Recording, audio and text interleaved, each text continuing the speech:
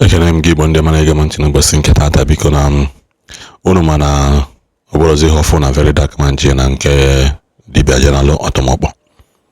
Yes, ọtụmọkpọ ka ọ ji jenalụ. Ihe ọbụla nwa ya nchọ igwu, no matter how you want to sugarcoat it. Okay, for this channel, ebe a ka ị ya na-abịa amalụ nke bụ eziokwu. Ebe a ị ya abịa na amalụ nke bụ eziokwu ebe a. Whether you admit it openly or not. Within you name and kebe eziokwu.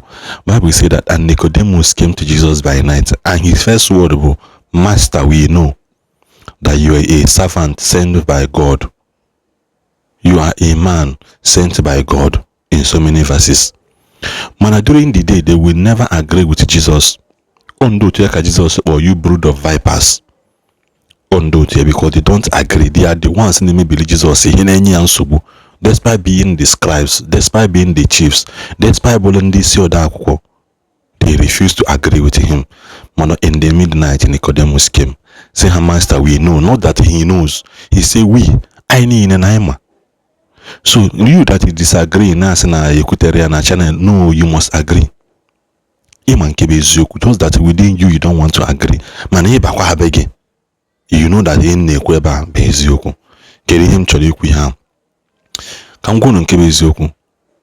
Right from beginning, amamna something is so very dark man. Man, you cannot detect kedi head here. O chukwu na-edu ka mmụọ na-eche. Because na-emele na anyị niile nọ n'ụwa na-eme ihe mmụọ. Whether na-emele n'ụzọ omenala or na-emele na church. But I will suggest you to ime na church being the highest altar. You know go. Onwere altar that is not speaking. Every altar that you service must service you. Any very dark man, you only hear men at that place that most people don't. Any very dark man here. Mana, you as a Christian, if Potagona about Jeremiah moto fulfill war, no alo soap, alo nka, alo olive oil, alo holy water, anangun kewana, anangun kozo, nka na buron half dark. Man, at very dark man, a jego shirine, a nyan kong or na buron half dark. It is not a crime. And well, some of you Christians na maro that na enwelo ihe eji efe mmụọ, enwele ihe eji efe Chukwu being sacramental. Onobunu nso chọ ikpe ya. Una na nghọta, onobunu nso chọ ikpe. Every man or woman with his own altar that is speaking for him. That is why most times mfucha Peter Obi ebele ya na-emetelem. And I'm looking for a way, somebody that will tell him this truth. Mboje asenojele adoration asanya kwe yeme na bazaar, he refused to say anything. It is never a caricature. I've never come here to mock him. Man, there is something you don't know. You want to rule Nigeria that is built on the altar of sacrifices and blood, and you don't have an altar that is speaking for you. Imam Beni threw a ego na crowd. But ijebe do to 15 million, ijebe do to 30 million, ijebe do to 10 million, ijebe 5 million. Man, nobody have seen you donated such money, any amount of money in an altar saying, okay, this is where I belong. Man, you have found also gina hana azo chiche, ani ibu mmadu na akwafu obala. Ne saraka here and there. Am I against what you are doing to a betterment for the life of society? No, I'm not against it. My only thing is that find an altar that will speak for you. Peter Obi is destined to rule Nigeria, but until he does the right thing, he and Nagwagebu the truth. But in this state of Peter Obi now, no, he cannot rule Nigeria like this until he does the right thing. An altar that you must be connected to, that will be speaking for you. Like I said, any altar that you does not service will never service you. VERYDARKMAN is so kwanki ezo jena shrine ya mehomelo. Mana, you as a Christian, you have been brainwashed to believe that na olive oil iji inu na begi bunkeji sinne. You brainwash ya napoge your bullet inwe n'ime egbe. Because you see you having bullet in your gun iji egbe agha ogummo anapogia. Second of bullet gị na nwere ụlọ ọba gị wepụ ya na ụmụ ya anọ. Mana ha nwa na-eje anata nke ha na-esu atemakpa here and there. Enwere onye nọ idle, onye ọgbara nara eje ụka na-agwọ ọgwụ. Nobody is idle. You may think that you know idle. No, you are not idle. we must be doing something to an unknown God somewhere. Una sina kwa na okwu nete yeta mana achọrọ m ka ịmụta ihe. Achọrọ m ka gịnị mee ka unu mụta ihe. Ka ihe nwelele altar that is speaking for you that you are servicing. Ana sisi agụla olive oil na ịgbalịzi aka. Forgetting that the Bible said that whoever among you that is sick, in the book of James, pray for him. Call the elders and the elders among you to anoint the person. To anoint the person. Ibrahim Oshigogo olive oil and I'm so called and you are joining the party. Ekwensu is a very smart businessman. He can trade your ignorance for something deadly in your family. And he doesn't strike once. Oh, everything around you is gone. Always see it again. The very moment God removed the barricade of Job, the first thing that happens to Job is that Job begins to go down instantly. He will not come for your life for one soul. He will come for everything around you. Everything around you will go. Molona anya o. Molona anya ji nke aka nwe kuzielo n'ihe. Molona anya. VERYDARKMAN nya nke onya n'onu. Isukwali adịkwali ya n'ime nke onya kwa n'onu. Suyikwali ya ọzọ n'ime. Mana go inyalo rosary n'onu ana amụga amụ. Inyalo sacramental n'onu ana amụga amụ. Inyalo this chaplet scapula n'onu ana amụga amụ. Mana some of you regarded as their role model. The quality was on Koji. Magusukanate because in his word also in Piasilia. Nima Warapu here without not to go in the any joy Maggie. And he went. He obeyed. Mbosokuna no nayad, the Krindo can daily. Somebody Guinean Azokaya and he swati banaga. In all. After all, after was this Ukagan and Sukanaga. In all tomorrow when ukukpozi ogolo shop again. The queen go ahead here. Maria. We mumu na inda. Na-eme onye ebe onye si na-apụta pastor jikwa eme nga jike Jizọs jigara edo olive oil jikwa eme nga je gbawa mbọ na onwe ife spirit nwere ike imeniri n'ụwa ikweta zuzube hapụ onwe gị na nkịtị ka ikuku buru agwa ngunu nweho a strong man ifu today nweho a secret altar go nwe a strong man ifu today nweho a secret altar hancha niile seda no chukwu seda no onye anọ n'ụka ọ no omenala iya adore ịdụhọ na nkwa nkwa iya adore na nkwa kirikwu mana ha bịazie ha na-edeceive na-eme ka ikweta na ebe nke ahụ ebe mgbakwasị ọkpa siri ike ịnọ na ebe ahụ enwe ife na-alụ ebe ahụ minwa ya anwa na-ejekwa ekuchata nke ha edewe onye na-agwa ahụ na ncha ị na-ego ọ na olive oil na ife niile ahụ ị na-eme enwe isi in fact na ụka wụ scam na ọwa ya ụka ha na-egwu ụnụ na pastors niile ewu criminal na-ekwe ya ebe o jere ije weta ike nke ya na-ekwe ebe ọ na-eje weta ike nke ya a na-agba aka eje ebe nwa dibịa ịfụda na ebe nwa dibịa agba aka eje ịfụda na onye jewe na mmiri gbara aka jewe na mmiri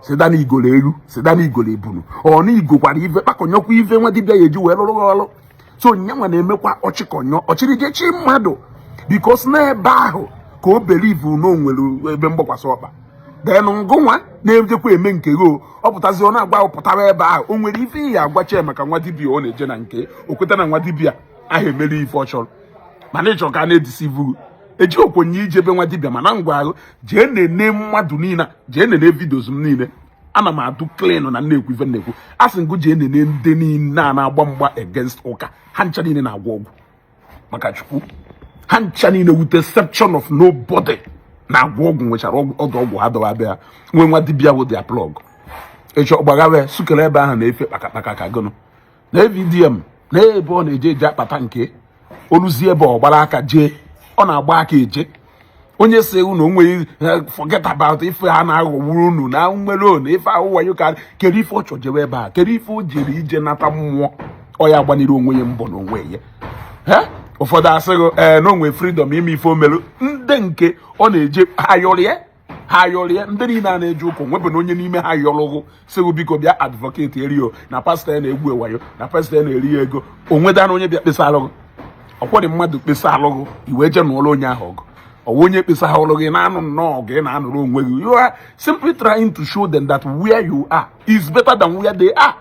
ịghọtago ọka ukwu otu mmụọ ahụ ife mmụọ ka aka na-eme ịsịda niile eme ife mmụọ ahụ n'ụzọ ụka ọ niile eme ife mmụọ ahụ n'ụzọ omenala mmụọ niile ahụ enweghị nke ịfụrụ anya iberivu na based on the workings or based on ife omegolu nkwụchakwa ya nọrụkwa VDM ife VDM must have a reason. VDM ọ na-edina anyị bunye edina anyị mbụ anyị niile na-eje ụka nwere onye n'ime anyị na-edina anyị rew na ya na-eje ụka kedu ife iji wee hụrụ ntutu taa everyday Ebuka Obi everyday Pastor Jeremiah members say Pastor Jeremiah o nwere any of them bịa ihe ọgụ say obia advocate on their behalf ọnwụ na iberivu na ha nidiri ka azọpụta ha n'ebe ha nọ then ngụnwa na onwe nidiri ka azọpụta ha na mmiri ahụ na ebe ahụ ekele akwara dị ije nọrọ because o nwere ife dị iche between you and them ife mmụọ ka unu na-eme kama na different altar ka unu nọ na ngụnwa nọ n'ọta nke mmiri nwaanyị mmiri na ndị otu ha nwa nọ n'ọta nke Chukwu bi n'eluigwe o nwere ife ọzọ deceive we n'onwe unu ngụnwa dewela ahụ na iwu egwu n'ọnụ ka okpokpoghepụ anya kwụrụ mmadụ nkịtị kwụrụ ofu ebe ka bred mmiri ma na-emegheri ụbọchị ikuku ya ekufu okuru okupụ onye ọbụla n'ime ha jekwa zokpusi onwe ya ike zokpusi onwe ya ike ụfọdụ n'ime ha sef na-eje ụka o mechewa o jeela onwe ya ụka o jecha ụka pụta ọdọ nọkwa sorokwa ya na soshal midia soro na-akụgheri n'ụwa kịta ụta ife na-eme kịta ka mmadụ ya anọkata nọrọ ka mmadụ ya anọkata hapụ onwe but question m na-ajụ ebe ọ bụ na VDM na-eme ife mmụọ ka ife kpatara ọ ya eji wee na-abịa against ụka pastọ niile na-ewu ewu mere everyday jene na evidozie a na-asị na o nwere ife ọ na-abịakwu ndị pastọ na onwe ndị pastọ ọ na-ejekwu specifically jee wọchịa vidio megolo maka ụka ọ gwara nọ ndisiv ka a na-edisiv na enwere anything do spiritual about all those things a na-eme meanwhile nyanwa nwekwara ebe ọ kwụsịrị ike ka m fụrụ onye bini aha agwọ ọgwụ nya ka m fụ onye bini aha agwọ ọgwụ ebe na ụfọdụ ndị nwụrụ nwa di ya na bini na-eji agwọ ọgwụ ebe ahụ wee wezie nyewu confirm bini man ọba ọtọgba ka ọgụnụ ka a na-ekwu ha ncha niile ka m fụ onye bini aha agwọ ọgwụ ejikwa ekịta ọ ya agwa na ife mere onwe bụ ife eji wee mee ọ na ife na-eprotect ya ọ na ife na-edue wụ ọgwụ ọ na-eji agwọ mana ngụnwa ọ na-eme ka ịghọta na Chineke ị na-ekpere anyị enye gị ego na Chineke ị na-ekpere anyị enye protection na Chineke ị na-ekpere anyị emepere gị ụzọ na Chineke ị na-ekpere adọ capable of protecting you but nyenwa nwere ebe ọ gbagburu ebe ọgwụ na ojisi ike na-eje na agwụ ọ na-eje ya hapụkwa ka ijebe ebe ị na-eje ụbọchị ijegidolu Zion jegide ebe ahụ ifu na ife ị na-achọ ebe ahụ adịghọ ịpụọ jebe ebe ọzọ ọ ịpụọ jewara onwe let that experience tissue ma bụ ife ọ chọgido nwa dibia jebido nwa dibia bifo wee jee ite na nga ololo ebe ahụ wee nọrọ ebe ahụ ọ dụkwa proud of it n'ihu akwụkwọ mana ọ fụghị ebe ibu baịbụl ekwe ife asịghị na-eriri ya eri akwa agbango na-eriri onye ọnwụ na-eri kama na o dipendịrị na onye riri onye ọkwa na emere na vidio na-emenu vidio na ebe attention na ha ncha niile na-agwọ ọgwụ ịda ụtọ nna asịghị ite niile adobe ndị dibia ọ bụrụ mmadụ nwee ọkwagwụgo nya ite niile adobe ndị dibia ọ bụrụ mmadụ nwee ọgwụ niile aja niile a na-achụ n'ilo ife niile a mmiri enwiro ha na-akpọ eje mmiri ọ bụrụ mmadụ ka ha wụ ha nọkwa na soshal midia ikwutekwa okwu ka they will come against you because na ha nwa nwere ebe ha nwa nọ ha nọrọ ebe afọ ịnọ so ngụ ka ọ dụrụ ịchọ wolo aka okpololo ma ebe lachapụ ọsọ as anyị nwa kwụsịrị ike n'ife anyị kwetara ada ebuga ha na-ebuga na ihe ebuga na ya na-ebuga ọ na ihe ebuga na ya na-ebuga isi ma akarị gị isi eji agwa anụ isi ma akarị gị isi eji agwa anụ so kedu ife kpatara o ji wee na-epost all these pictures ife ọ na-egosighị ụwụ direction but usually ife unu na-ebelive na mmadụ point ha one thing or the other ebe VDM nọ na onye ahụ degezi VDM ịmapụta alpha and omega ịghọtago alpha and omega sọsọ nyawu onye nọba ya enweghị ebe o si emejọ ebe na ife niile ọ na-eme with reason ma ọ bụrụ ka ihe eburu ife a ihe emechi ma ọnụ ma emechi ịghọtago mfu ekwuo m onye go no direction ife ọ na-agwa ụnụ wụ n'ọkwa ebe a ka ike bụ ịghọtago mmeje n'ụlọ ụka kpe ekpere mbịa ya ewuru na egonye pastọ wụ nọ na-egwu nwayo mana iyi ewuru jechere nwa dibia and nke nwa dibia na-aka adụ demanding nke nwa dibia na-aka agala ọnụ karịa nke ụka nke nwa dibia na-aka enwe commitment mana iyi eje na komiti onwe ụdị mkpa mmadụ n'ebe ahụ adọ nọ na-anakọsịghị ego ị na-enyezie pastọ 1 naira si na ọ na-egwu wayo ma ọ nọ na-eme ife ọsọkwe nchi ije golo olive oil eje ngolo gbasa ha nchi ije golo holy water egoro nya gbasa ha nchi igoro nche egoro nya nchi igoro handkerchief egoro nya nchi egoro m nka nchi ego stika ọgbasa ha it's not your money ịghọtago ọ ka mma karịa oke ite ahụ ị na-eje eburu ọ ka mma karịa ife niile a na-esi isi na ọgwụ ọdụ ọgwụ niile ahụ ma ife ụnụ na-anyacha n'onu si ụnụ nya ego ayọrọ nyakọsịcha ife niile anya wanye n'ọgwụ ikekwe yipụ gị akwa ịnyachisicha ọgwụ ahụ niile ọ ka hụ mma ọ ka hụ mma stika mmadụ na moto ọ karịa nọnsensị ya iyi n'ahụ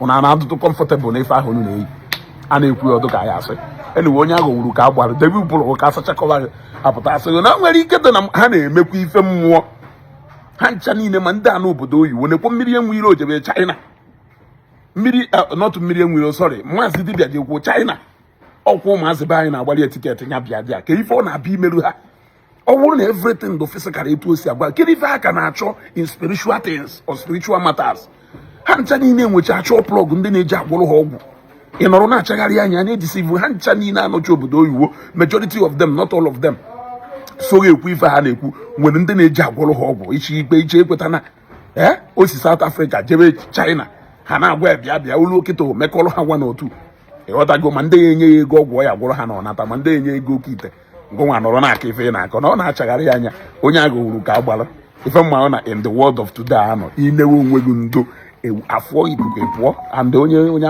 agụ wuru ka agbara ha maka anyị nwa share this video ịghọtago ndị chọrọ ịkọ ọnụ bịakwa kọwa ọnụ ịkọcha onwe oke ị na-agwa